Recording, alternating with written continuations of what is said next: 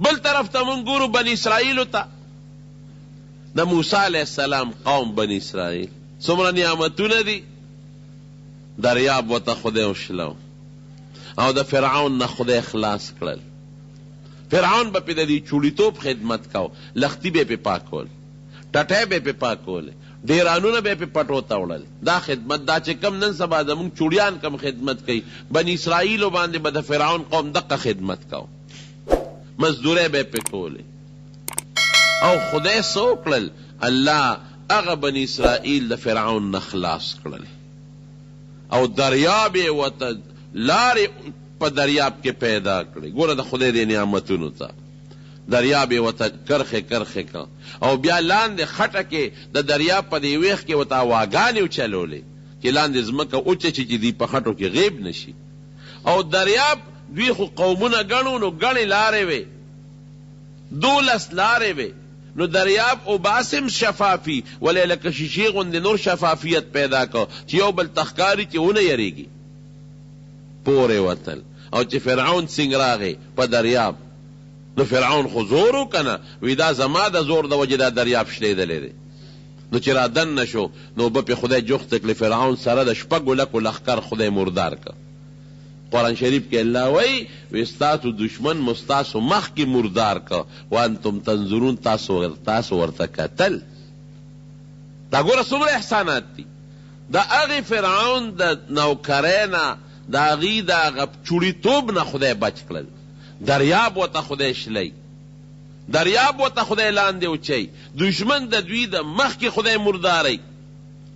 او بیا چې وادي تیح ته لاړل نو نور دی پې، کوټې نشتا، سمسې نشتا، نو خدای وله وریځ راوسته. انزلنا علیکم المن والسلوى، او من او سلوا خدای راوستل، وریځ خدای راوسته غمامه، اپې د پاسه سورې کوي او یخ هواګانې لګي چې دی باندې نورو نه لګي. دروازې د نور نه وریځ او د شپې کولاو فضا مزیداره خشته او خوراک نیسکستامان سبا ګوډونه کوي او چارې به وهی او سبا پټي کوي. ترنجبین براته، ترنجبین داسې لکه زمونږ د دې کیکر دا چیړ یا د پلوسي چیړ په دې اونو پورې چې سار به راپاسېدل نو الوا به یې نښتې وه. دا الوا یو قسم دی، اونو پورې دی به هغه اونو نه راشوکوله او خوړله به نه قاشو اغتاجتو نه پکې هډوکي و چې هډوکي به ترې غورځوي او د هر مزاج سره موافقه. دام نه بعد شی د یو مزاج لخي بل لنیخه.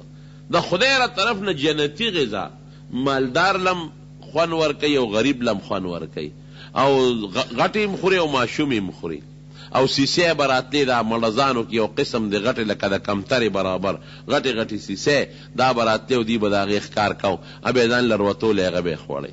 خوراک مفتو کې میلاو شو، اوبه نشته نو خدای ولې چینې را پیدا کړې. لګیاو د هر قوم خپله چینه چې جګړې نه کوي، چینې خدای پیدا کړې. سوري انتظام خدای کوریاز والا راله، ډوډۍ والا خدای د غوښو په شکل کې ورکوي، اوبه د چینو په شکل کې، میوې والا ترنجبین خدای ورکوي. دشمن نه خدای خلاص کړل، مزې چرچې دي مزې چرچې. نو الله موسی علیه السلام ته وی ښه دون احسانات مې د قوم سره وکړل او رزق فراخه ورکوم فراخه. نو اوس یو مهرباني دی وکړي دا بیت المقدس د کافرانو په قبضه کې دی، دی بوځه چې جهاد وکړي چې دا بیت المقدس آزاد کړي او ډېر هم دي لږ هم نه دي. نو موسی علیه السلام ورته د خدای دا ټول نعمتونه یو یو شمیرل، د احسان د سره وکړه خدای دی وکړل. اوس زو جهاد له بیت المقدس د کافرو نه آزادو، لږ دی او مونږ ډېر یو. دی ورته څه وایي؟ اذهب انت وربك فقاتلا انا هاهنا قاعدون. اوسم خلکو سره جنګې زه ته خدای دې جنګ کوې، مونږ به دقلته دلته ناست شو، مونږ جنګ والا نه یو. څومره نعمتونه چې جنګ خبره راله خطا مونږ دې دپاره راوستو. اوس به جنګونه کوو، مونږ وجنې اوسو نه جنګونه نشو کولی. ته پیشه خدای دې پیشه څونه سپک جواب یې ورکړه موسی علیه السلام، اذهب انت وربک. ته پیشه خدای دې پیشه او جګړې دې پیشه، مونږ جنګ والا نه یو.